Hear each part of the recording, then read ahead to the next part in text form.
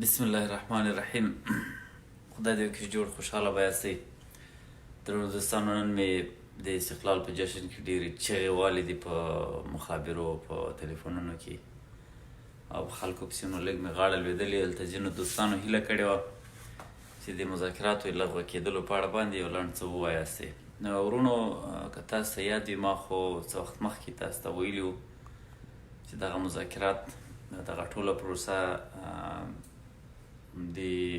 په پاکستان باندې د فشار راکمولو او له پاکستان سره د اړیکو د یو اندازه نارملایز کولو او د چین او د پاکستان ترمنځ د فاصلې پیدا کولو او د چین له ګروته د پاکستان د راایستل کېدلو لپاره دغه مذاکرات هم د هغه کار یوه برخه وه. نو سوله نه له دغو مذاکراتو متوقع وه، نه طالب دومره دی چې څوک دې په کوم لحاظ باندې په دومره وزن ورته قایل سي. یوازې د طالبانو د مشرانو لپاره یو امتحان و چې دوی رښتیا د افغانستان د خلکو ګټو ته څومره ژمن دي.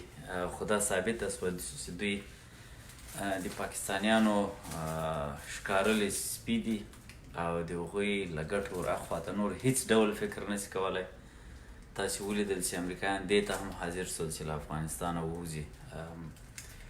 امریکایان دې ته هم حاضر شول چې دوی ته په نظام کې ځای ورکړي، حتی د دوی د امارت ټایټل ورسره ومني. خو په هغه سربیره هم دوی د افغانانو د افغانستان د حکومت سره حتی مذاکراتو ته نه سول حاضر او له خپل خره چې هغه د پاکستان خر دی له هغه راښکته نه سول. نو د دوی لپاره د افغانستان د خلکو په وړاندې یو غټ امتحان و چې دوی ناکام پکې راووتل. نور نو نړیواله ټولنه د افغانستان حکومت فقط وخت اخلي او وخت اخیستل په دې معنا چې خپل قوتونه نظامي امکانات غښتلي کوي. تاسې وینئ چې د تیر کال او د سږ کال د امکاناتو نهایي زیات تفاوت دی.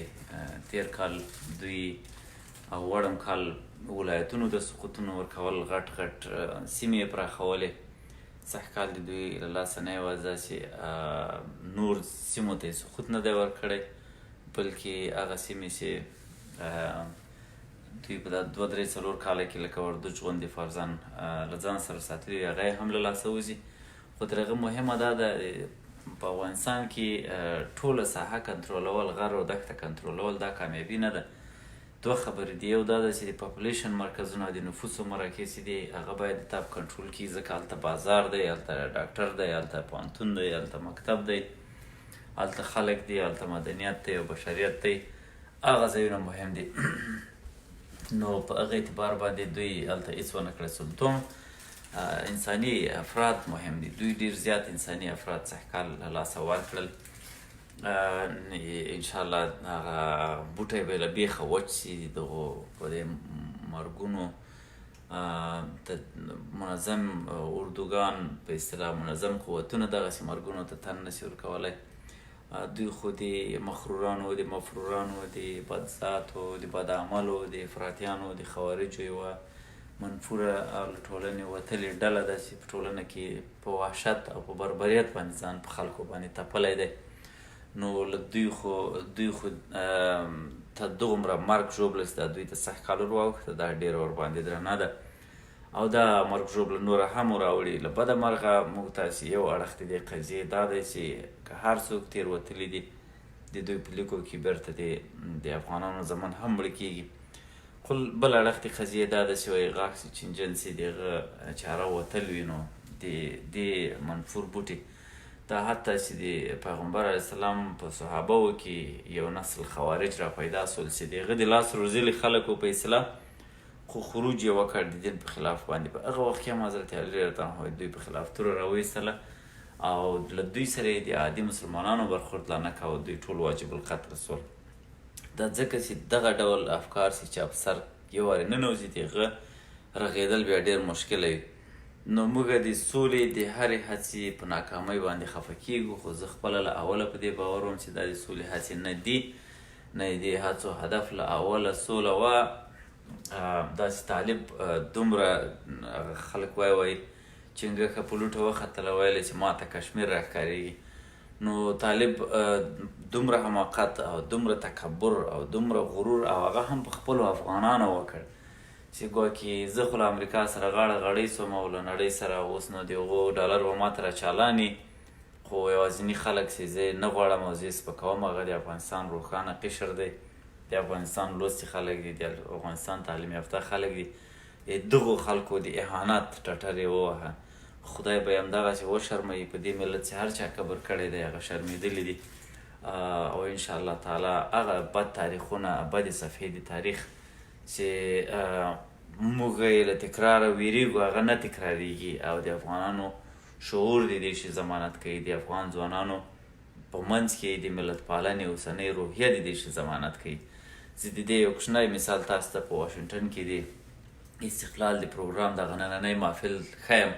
تاسې باور په خدای وکړئ په تش لاس باندې او له هیڅ ډول سازمان او ارګنایزیشن درلودلو پرته موږ شروع وکړه. یوازې یو سازمان یا ارګنایزیشن په اصطلاح موږ په سمبولیک شکل باندې د پروګرام د هوسټ کولو لپاره، ځکه په رسمیاتو کې باید موږ یو شی هوسټ درلودی، هغه یو داسې یو سازمان و چې یوه بوډۍ مېرمنه ډېره مخلصه او یو بوډا سپین ږیری د دوی پورې راجستر و، نور یې هیڅ ریکارډ نه درلود، هیڅ تشکیل یې نه درلود، هیڅ یې هم نه درلود. د هغه په نامه مو دا جشن راجستر کړی او دا د نن تاسو وکتل چې په زرګونو خلکو د یو امریکا په زړه کې د ولسمشر پیغام ته د افغانستان د نظام حمایت ته راودنګل او د افغانستان بیرغ یې وښوراوه. نجونو، هلکانو، ښځو، زړو وړو، تاسې باور په خدای وکړئ دغسې له اوښکو ډکې سترګې مې نن لیدلې دي د ځوان او د زاړه او د واړه. دغومره مینه په افغانانو کې له خپل هېواد سره په بالخصوص په نوي نسل کې پیدا سوې ده. تاسې باور په خدای وکړئ 3 کلن ماشومان، 4 کلن ماشومان په دومره علاقهمندۍ باندې د افغانستان. ما یو کار وکړ چې یو 3000 هغه مې د ټاټوګان چې ورته وایي په اصطلاح هغه ټاپې چې په لاس یې لګوي، ماشومان یې په لاس لګوي چې بیا یو شی پرې نقش کېږي. د افغانستان بیرغ مو یو 3000 ټوکه دغه ټاټوګان ورته چاپ کړل. دغسې بد حال را باندې او دغسې خلکو علاقمندي ښوده. زموږ ستاسې بیرغ ډېر ښکلی هم دی. بل دغسې په هر کور کې، په هر دسترخوان، په هر میز باندې د هر پلار او اولاد، د هر ورونو خویندو ترمنځ اوس هم دغه بحث دی، افغانستان بحث دی. د افغانستان سره مینه پخوا به یو علاقمندي و، هغه په مینه واوښته، هغه مینه اوس په عشق اوښتې ده. اوس د افغانستان یو عاشق نسل لري. تاسې په خدای باور وکړئ موږ تاسې دغه اوسنی نسل نه یوازې داسې له افغانستان سره مینه لري، له افغانستان سره عشق لري. دغسې خلک دي. ما ته یو ملګري ویل وایي زه خو دا سرود په ټیم کې برخه در سره اخلم، ملي سرود وایم، خو که په هغه باندې په سټیج باندې له کنټروله ووتم او په چغو مې شروع درته وکړه وایي بیا به څنګه کېږي. ما هلته توکل په خدای، هلته د خدای پاک هغه درکوي، حوصله درکوي. دغسې یو مخلص نسل په افغانستان کې رامنځته سوی دی. هیڅ کرغېړن پنجابی، کرغېړن ایران سپای د دا فکر نه کوي چې دوی به بیا افغانان تسخیر کړي د خپلو شومو کرغېړنو اجنډاو په مقابل کې. تاسې باور په خدای وکړئ افغانان دومره هوښیار سوي دي. ما په دغه جشن کې له یوه امریکایي نسل سره یعنې له هغو افغانانو سره چې ډېر امریکایان دي او لږ افغانان دي هم کار وکړ، او له هغو افغانانو سره مې هم کار وکړ چې هغه ډېر افغانان دي لږ امریکایان دي. هغسې ډېر افغانان دي او لږ امریکایان دي، ځیرک، بشاش، خوشحاله، اعتبار کوونکي، درانه، په هر اعتبار جوړ دي. هغسې متاسفانه دلته رالوی سوي دي. هغوی ډېر نیمګړتیاوې لري. زه البته تعمیم نه کوم، واضح خبره ده چې په انسانانو کې په انفرادي لحاظ باندې ډېر فرق وي. دغه ځای کې مې اشاره فقط دې ته ده چې زموږ ستاسې په کلتور کې، زموږ ستاسې په افغاني تربیه کې ډېر وزن دی، ډېر زور دی. موږ ډېر نقد کوو په خپل ځان باندې، په خپلو قومونو، په خپلو خلکو باندې، خو خپلو ښېګڼو ته هم کله کله باید سړی پام وکړي. داسې موږ په دومره مصیبتونو کې بیا هم د یو ملت په حیث باندې ژوندي یو، د لیوانو همځایګانو په منځ کې بیا هم دغه دی سیالي کوو، بیا هم ډغرې ورسره وو، بیا هم خپل غرور او خپل هغه ملي احساس پالو. دا دې ته چې عقل له نظره وګورې مشکله ښکارېږي. نو بیا هم په هر صورت نو خبره اوږدېږي راڅخه تاسو ټول د کامیابو غښتلي یاستئ د سولې په اړه باندې مې همدغه لنډه تبصره وه. نور وخت نه نیسم، په لوی خدای مو سپارم، کامیاب اوسئ.